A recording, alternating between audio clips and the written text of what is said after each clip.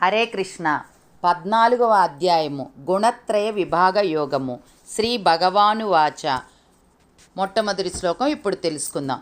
పరం భూయ ప్రవక్ష్యామి జ్ఞానానాం జ్ఞానముత్తమం యజ్ఞాత్వా మునయః సర్వే పరాం సిద్ధిమితో గతాః.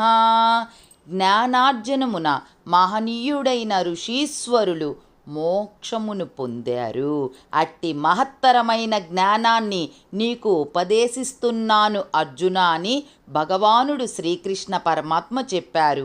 ఈ జ్ఞానము పొందటానికి మహనీయులైన ఋషీశ్వరులందరూ జ్ఞానము పొంది మోక్షము పొందారు. ఆ జ్ఞానాన్ని నీకు ఉపదేశిస్తున్నాను అర్జున అని శ్రీకృష్ణ పరమాత్మ చెప్పారు. 2వ శ్లోకం. ఇదం జ్ఞానముపాశ్రిత్య మమ సాధర్మ్యమాగతాః సర్గేపి నోపజాయంతే ప్రళయేన వ్యదంతి చ. ఇలా మోక్షము పొందటానికి జ్ఞానాన్ని ఆశ్రయించువారు నా నుండి దివ్యత్వము పొందుతారు.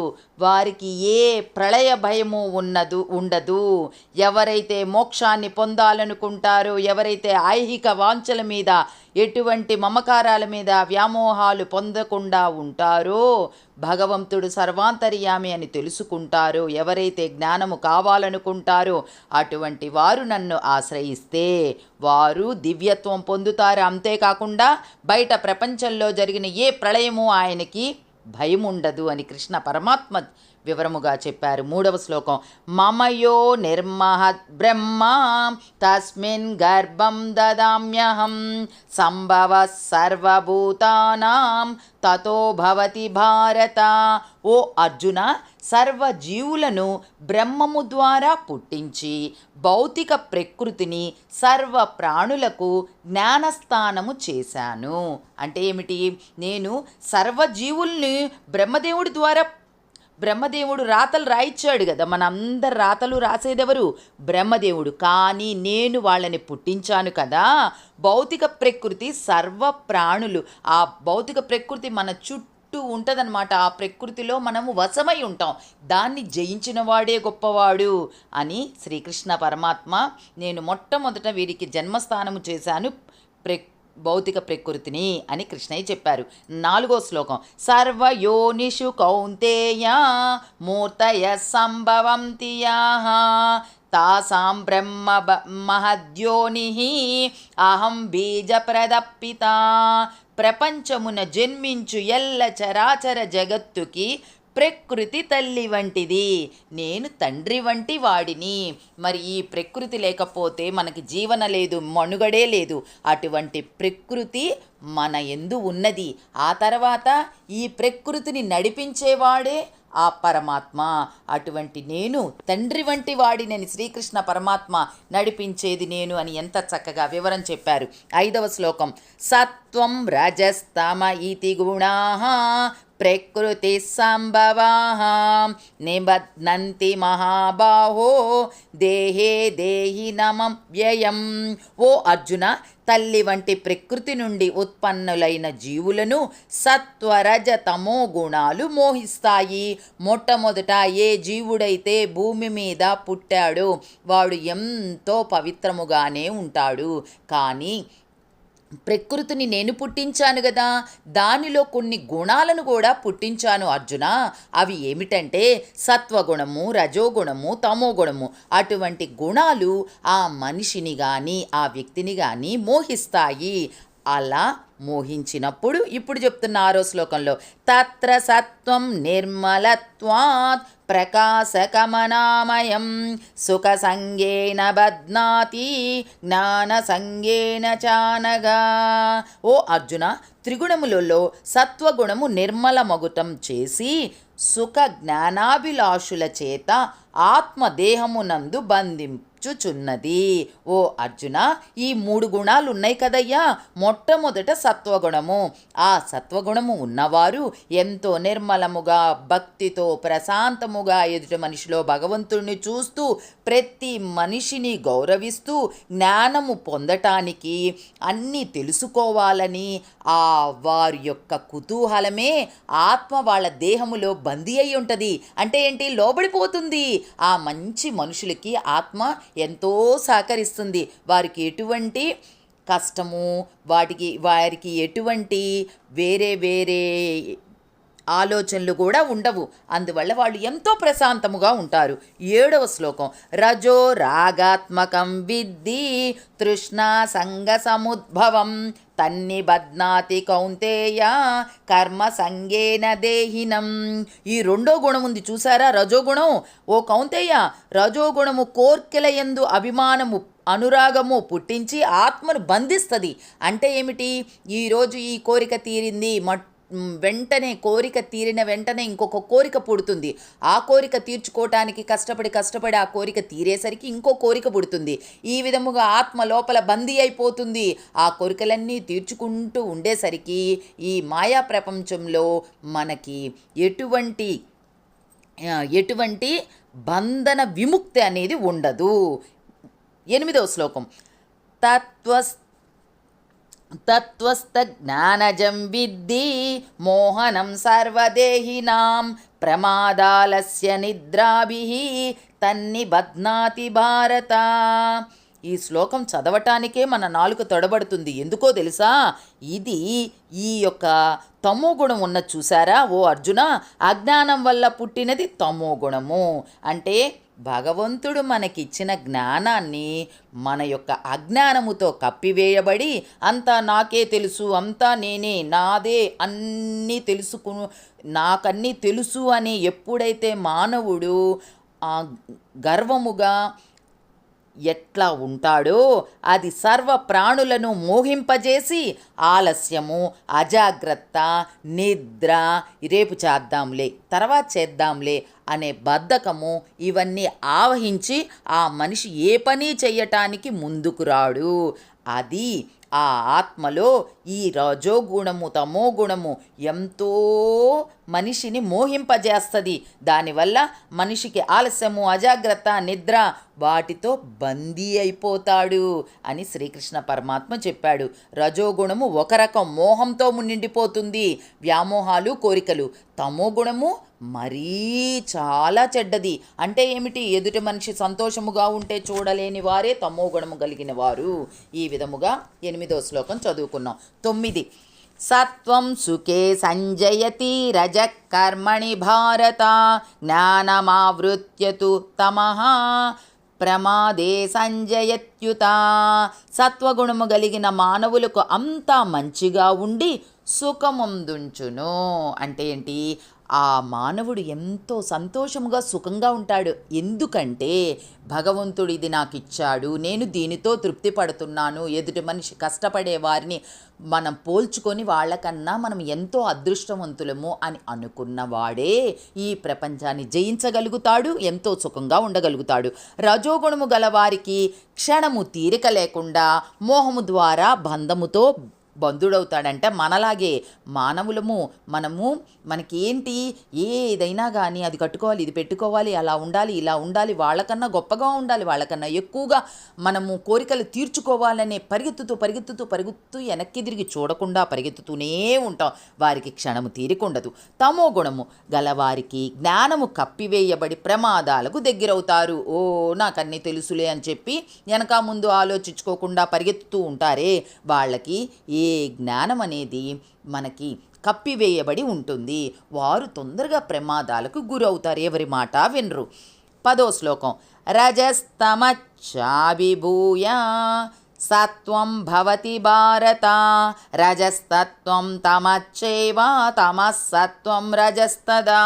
ఓ అర్జున, కొద్ది మందిలో రజోగుణము తమో గుణాలను అణిచి సత్వగుణము వృద్ధి పొందుతుంది. కొందరికి సత్వ తమో గుణాలను అణిచి రజోగుణం వృద్ధి చెందుతుంది, మరికొందరిలో తమో గుణం వృద్ధి చెందుతుంది. నేను ఇంతాక అన్నాను చూడండి, సత్వగుణము రజోగుణము తమో గుణము, ఒక్కొక్క మనిషిలో ఆ గుణాలు, ఆ రెండు రజోగుణం తమో గుణము అణిచిపెట్టి సత్వగుణము గొప్పగా ఉంటుంది. అంటే ఏంటి, ఆ గుణాలని ఎక్కిరానివ్వదు. కొంతమందిలో సత్వగుణము తమో గుణము అణిచిపెట్టి రజోగుణము ఎక్కువైపోతుంది. కొంతమందికి ఈ సత్వగుణాన్నే అడిచిపెట్టి రజోగుణం తమో గుణం వృద్ధి పొందుతుంది. అట్లాంటి వారిని ఆ భగవంతుడు కూడా ఏమీ చెయ్యలేరు. అటువంటి వారు పరిగెత్తుతూనే ఉంటారు జీవితంలో. 11వ శ్లోకం. సర్వద్వారేషు దేహేస్మిన్ ప్రకాశ ఉపజాయతే జ్ఞానం యదా తదా విద్యాత్ వివృద్ధం సత్వమిత్యుతాం. ఏ మానవుడు వివేకము, శరీర ఇంద్రియ నిగ్రహము, అంతఃకరణ శుద్ధి కలిగి ఉంటారో వారిని సత్వగుణ సంపన్నులని పిలుస్తారు. వివేకము అంటే ఏమిటి? ముందు మనము జీవనాన్ని, అంటే మనిషిగా జీవిస్తున్నాం కదా, వివేకము అంటే మొట్టమొదట మనకెవరైనా ఏదన్నా చెప్తే అది ముందు గ్రహించుకోవాలి. శరీర ఇంద్రియ నిగ్రహము, ఈ ఇంద్రియాలు అన్ని కోరికలకు పరిగెత్తకుండా దాన్ని నిగ్రహించుకోవాలి. అంతఃకరణ శుద్ధి, మొట్టమొదట హృదయాన్ని శుద్ధి చేసుకొని హృదయంలో భగవంతుణ్ణి నిలుపుకొని, ఓ నారాయణ, మమ్మల్ని అన్ని విషయాలలో పరిగెత్తుకుంటూ పోకుండా ఏ పనైతే మంచిది, మా ద్వారా ఎవరికైతే మంచి జరుగుతుంది, మేము చేసే ప్రతి పని ఎదుటి మనిషిని కష్టపెట్టకుండా చేసే పని అని చెప్పి అంతఃకరణ శుద్ధి కలిగి ఉంటారో వారి సత్వగుణ సంపన్నులు అని పిలుస్తారు. 12వ శ్లోకం. లోభ ప్రవృత్తిరారంభ కర్మణామసమస్పృహ రజస్యేతాని జాయంతే వివృద్ధే భరతర్షభా.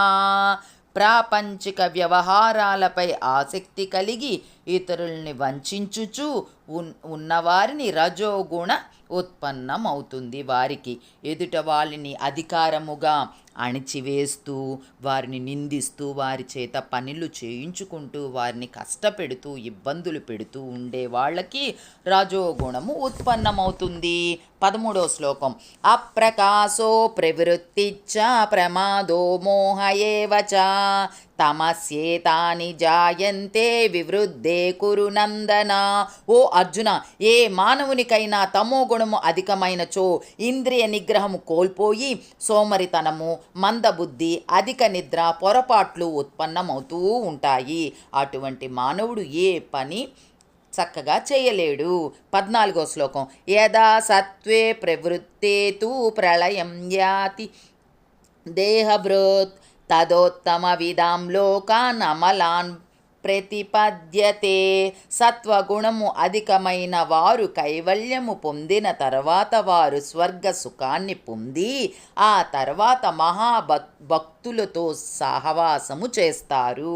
ఈ సత్వగుణము కలిగిన వారు తన జీవితము బతికి ఉన్న నాళ్ళు ప్రతి మనిషికి సహాయం చేస్తూ, వారికి తోచిన మంచి పనులు చేస్తూ, భగవన్నామంని స్మరించుకుంటూ, భక్తితో మనసులో భగవంతుణ్ణి నిలుపుకొని వారు కైవల్యం పొంది మరలా మానవుడై పుట్టి తర్వాత భగవంతుడి యొక్క మహాభక్తులతోటి సహవాసం చేస్తూ మరలా భక్తిలోనే ఉండి దేవుడికి దగ్గరవుతారు. ఇది కదా జీవితం అంటే. అది శ్రీకృష్ణ పరమాత్మ ఎంత వివరముగా అర్జునికి చెప్పారు, మనము తెలుసుకున్నాము. 15వ శ్లోకం. రజసి ప్రళయం గత్వా కర్మ సంగిషు జాయతే తదా ప్రళయనస్తదమసి మూఢయోనిషు జాయతే. అంటే ఏమిటి? ఇక్కడ ఏం చెప్పారు? రజోగుణము కలవారు ఏ విషయానికి తృప్తి పడక, కోర్కెలు తీరక మరలా కోర్కెల యందు ఆసక్తి గలవారుగా పుడతారు. 16వ శ్లోకం. కర్మణ సుకృతస్యాహు సాత్వికం నిర్మల ఫలం రజస్సస్తు ఫలం దుఃఖం అజ్ఞానం తమసఫలం. పైన చెప్పిన విధముగా సత్వగుణము కలిగిన వారు మనస్సు నిర్మలముగా ఉంచుకొని ఆత్మయందు పరమాత్మని చూసుకుంటారు. కానీ రజోగుణము కలవారు కోరికలు తీరక మోహముతో తమో గుణము గలవారు అజ్ఞానములో పడి అల్లాడుతుంటారు అని శ్రీకృష్ణ పరమాత్మ వివరం చెప్పారు. 17వ శ్లోకం. సత్వా సంజయతే జ్ఞానం రజసో లోభ ఏవ చ ప్రమాదమోహౌ తమసో భవతో జ్ఞాన ఏవ చ. సత్వగుణము వలన జ్ఞానము, రజో తమో గుణాల వల్ల మోహము అజ్ఞానము కలుగుతాయి అని కృష్ణయ్య చెప్పారు. 18వ శ్లోకం. ఊర్ధ్వం గచ్చంతి సత్వస్థా మధ్యే తిష్టంతి రాజసాః జగన్య గుణవృత్తిస్థా అదో గచ్చంతి తామసాః. సత్వగుణము కలవారు ఊర్ధ్వలోకాలకు పోతారు. రజోగుణము కలిగిన వారు లోభముతో భూలోకములోనే ఉండి మరలా కోరికలు తీరక మరలా జన్మిస్తూ వారు సంతోషముగా ఉండలేరు. తమో గుణము నందు అజ్ఞానము వృద్ధి పొంది నరక ప్రాప్తిని పొందుతారు. 19వ శ్లోకం. నాణ్యం గుణేభ్య కర్తారం యదా ద్రష్టానుపశ్యతి గుణేభ్యచ్చ పరం వేత్తి మద్భావం సోదిగచ్చతి. నేను సృష్టించిన ఈ ప్రపంచములో ఈ త్రిగుణాలలో ఎవరు ఏ విధముగా ప్రవర్తిస్తారో వారు దానికి బద్ధులు. ఓ అర్జున, సద్గుణాలతో నిన్ను గూర్చి తెలుసుకున్నవారు నన్నే పొందుతారు. సద్గుణాలతో నన్ను గూర్చి అంటే ఏమిటి? ఇక్కడ అర్జునుడికి చెప్తున్నారు శ్రీకృష్ణ పరమాత్మ, నన్ను ఎవరైతే తెలుసుకుంటారో, నా గురించి ఎవరైతే అర్థము చేసుకుంటారో, నా నామం మననం చేసుకుంటారో, నన్ను కావాలని కోరుకుంటారో వారు నన్నే పొందుతారని శ్రీకృష్ణ పరమాత్మ ఎంతో వివరముగా అర్జునుడికి చెప్పారు. 20వ శ్లోకం. గుణానేతానతీత్యత్రీన్ దేహి దేహ సముద్భవాన్ జన్మ మృత్యు జరా దుఃఖైః విముక్తో మృతమశ్నుతే. దేహోత్పత్తికి కారణమైన గుణాలను అధిగమించి నన్నుగా తెలుసుకున్నవారు జన్మ మృత్యు జరా వ్యాధులు అంటక కర్మ విముక్తులై నన్ను చేరతారు. దేహోత్పత్తికి కారణమైన గుణాలను అధిగమించి అంటే ఏమిటి? ఏ గుణాలు నన్నేమీ చెయ్యవు, నేనే భగవంతుడు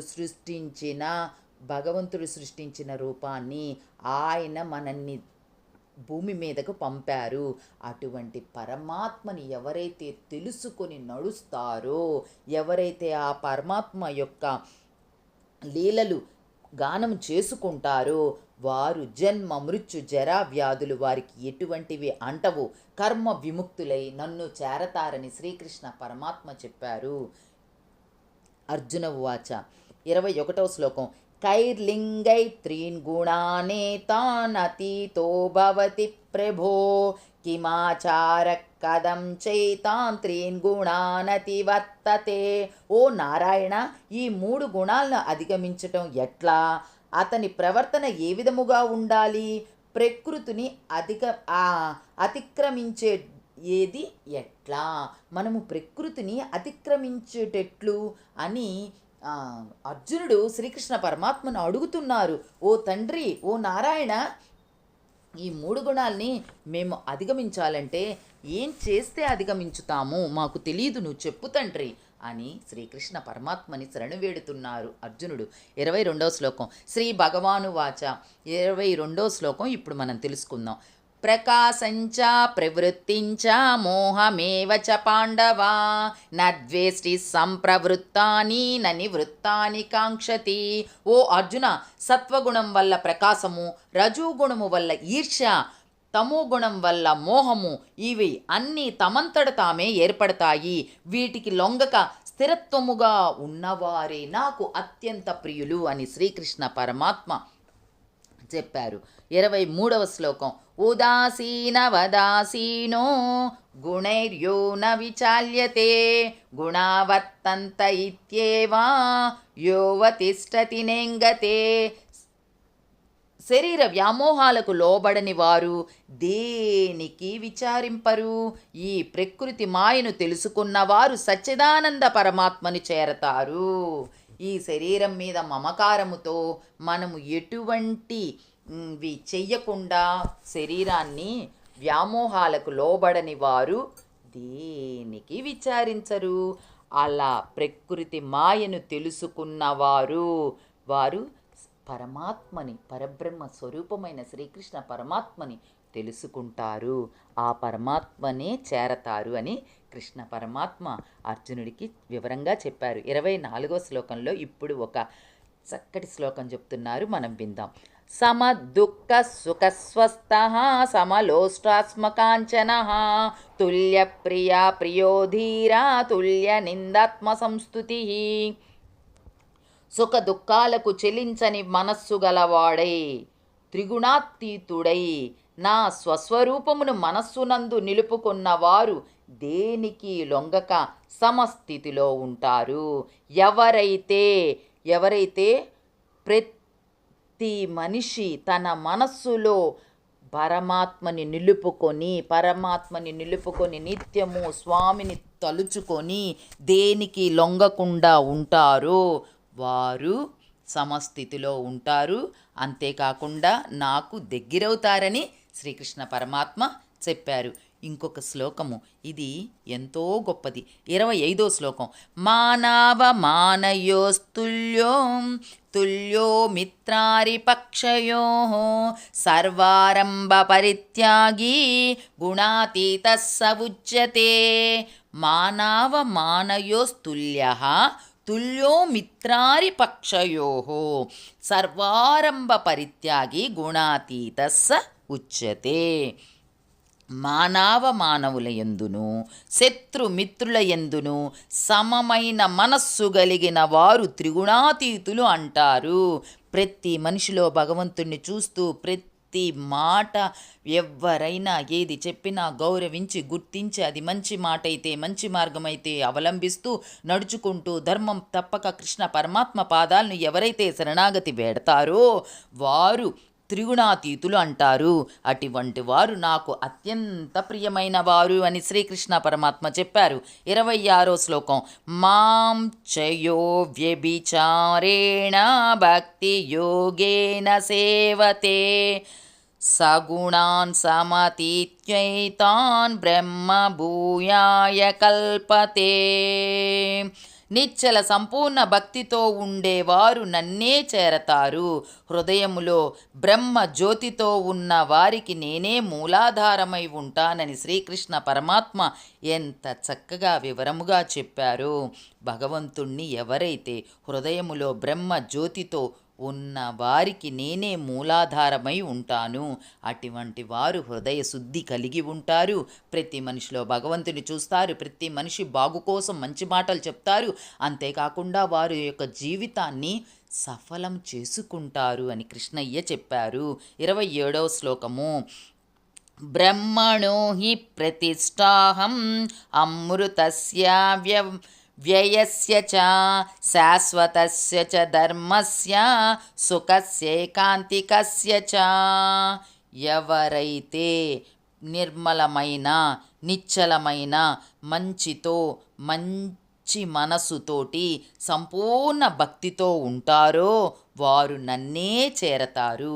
వారికి నేను మూలాధారమై ఉంటానని శ్రీకృష్ణ పరమాత్మ ఎంత చక్కగా వివరముగా అర్జునుడికి చెప్పిన మాటలు మనము కూడా తెలుసుకొని అలాగే మనము కూడా ఆ భగవంతుడు చెప్పిన మాటల్ని ఆచరించటానికి ప్రయత్నిస్తాం. ముందుగా మనము చేయవలసింది ఏమిటో తెలుసా?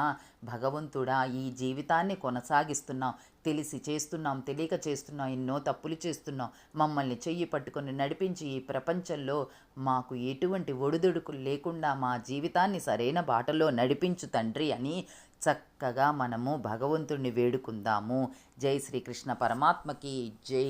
ఈ విధముగా మనము 14వ అధ్యాయాన్ని తెలుసుకున్నాము. ఓం తత్సదితి. శ్రీమద్ భగవద్గీతాసు ఉపనిషత్సు బ్రహ్మ విద్యాయాం యోగశాస్త్రే శ్రీకృష్ణార్జున సంవాదే గుణత్రయ విభాగ యోగో నామ 14వ సంపూర్ణం. రేపటి రోజున పురుషోత్తమ ప్రాప్తి యోగము తెలుసుకుందాము. ఓం శాంతి శాంతి శాంతి. జై శ్రీకృష్ణార్పణమస్తు. హరే కృష్ణ. ఓం నమో నారాయణాయ.